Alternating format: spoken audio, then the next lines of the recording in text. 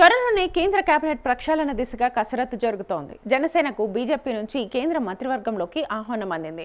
కేంద్ర కేబినెట్లోనూ భాగస్వామి కావాలని డిసైడ్ అయినట్లుగా తెలుస్తోంది. అనూహ్యంగా మెగా బ్రదర్ నాగబాబుకు ఆ పదవి దక్కే ఛాన్స్ కనిపిస్తోంది. ప్రస్తుతం జరుగుతున్న రాజ్యసభ ఎన్నికల్లో జనసేన నుంచి నాగబాబుకు అవకాశం ఖాయమని తెలుస్తోంది. ఇక మాజీ మంత్రి బాలినేని ఎమ్మెల్సీ కానున్నట్లుగా తెలుస్తోంది.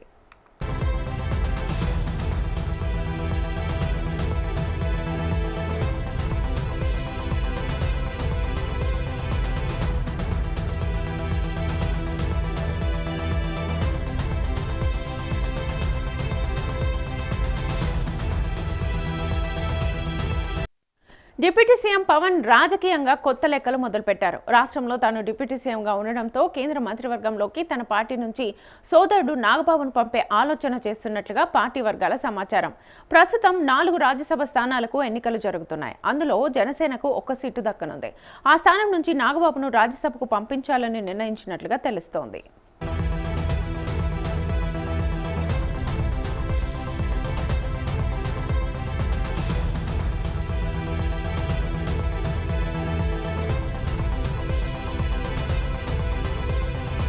2024 ఎన్నికల సమయంలోనే నాగబాబును అనకాపల్లి నుంచి పోటీ చేయించాలని భావించారు. ఆ సీటు బీజేపీ కోరడంతో నాగబాబు చివరి నిమిషంలో అవకాశం కోల్పోయారు. ఆ తర్వాత ఎమ్మెల్సీగా అవకాశం ఇస్తూ ఏపీ మంత్రివర్గంలోకి తీసుకుంటామని సీఎం చంద్రబాబు ప్రకటించారు.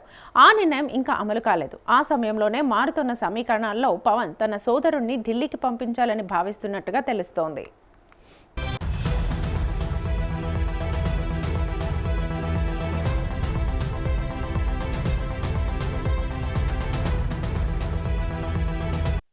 జూన్ 10న ఎన్డీఏ పాలిత సీఎంలు, డిప్యూటీ సీఎంలతో ప్రధాని మోదీ సమావేశం కానున్నారు. కేంద్ర కేబినెట్ ప్రక్షాళన దిశగా మోదీ కసరత్తు చేస్తున్నారు. అందులో భాగంగా ఏపీ నుంచి మరో కేంద్ర మంత్రి పదవి ఇవ్వాలని జనసేనకు ఛాన్స్ ఇచ్చేలా మంత్రాంగం సాగుతున్నట్టుగా పార్టీ నేతల సమాచారం.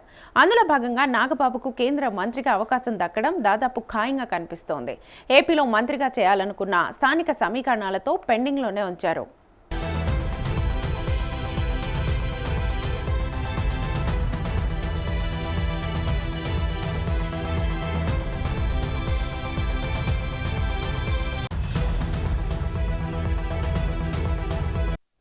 ఇప్పుడు కేంద్రంలో మంత్రి పదవి పైన ఆలోచన చేస్తున్నట్లుగా సమాచారం. ఇక మెగా బ్రదర్ నాగబాబును రాజ్యసభకు పంపిస్తే నాగబాబు ఎమ్మెల్సీ సీటు మాజీ వైసీపీ మంత్రి బాలినేని శ్రీనివాసరెడ్డికి ఇవ్వనున్నట్టుగా తెలుస్తోంది.